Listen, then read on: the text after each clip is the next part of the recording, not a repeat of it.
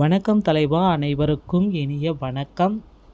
இன்றைக்கி நம்ம இந்த வீடியோவில் எதை பற்றி பார்க்க போகிறோம் அப்படின்னு பார்த்தீங்கன்னா, டிஆர்பி மற்றும் பள்ளி கல்வித்துறையில் வந்திருக்க முக்கியமான தகவல்களை பற்றி இந்த வீடியோவில் நாம் இப்போ பார்க்க இருக்கங்க.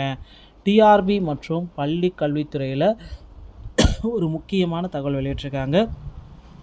பகுதி நேர சிறப்பாசிரியர்களுக்கான தொகுப்பு ஊதிய உயர்வை ஒரு அரசாணையை வெளியிட்டிருக்காங்க. பகுதி நேர சிறப்பாசிரியர்களுக்கான தொகுப்பூதியத்தை 12,500 உயர்த்தி அரசாணை வெளியிட்டிருக்காங்க. அனைவருக்கும் கல்வி திட்டத்தின் மூலம் தொகுப்பூதியத்தில் பணியாற்றி வரும் பகுதி நேர சிறப்பாசிரியர்களுக்கு 10,000 ஊதியம் வழங்கப்பட்டு வந்தது.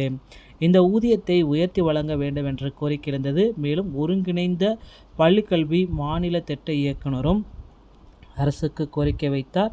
இதை நன்கு பரிசீலித்து ஒருங்கிணைந்த பள்ளிக்கல்வியின் கீழ் பணிபுரியும் 12,105 பகுதி சிறப்பு ஆசிரியர்களுக்கு மாதம் ஒன்றுக்கு வழங்கப்படும் தொகுப்பூதியம் 10,000ஐ 12,500 உயர்த்தி வழங்க அரசுக்கு ஆணையிட்டிருக்கிறது. இது தொடர்பாக பள்ளிக்கல்வித்துறை செயலாளர் குமரகுருபரன் அரசாணை வெளியிட்டுள்ளார்.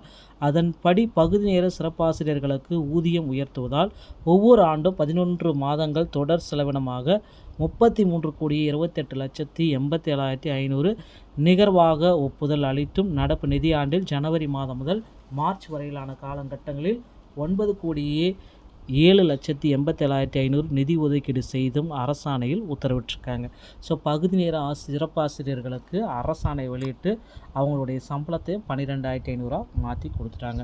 அடுத்து பார்த்திங்கன்னா, டெட் தேர்வில் தேர்ச்சி பெற்ற ஆசிரியர்களுடைய இறுதி கட்ட தீர்ப்பு வரும் திங்கள் செவ்வாய்க்கில் வர இருக்குது.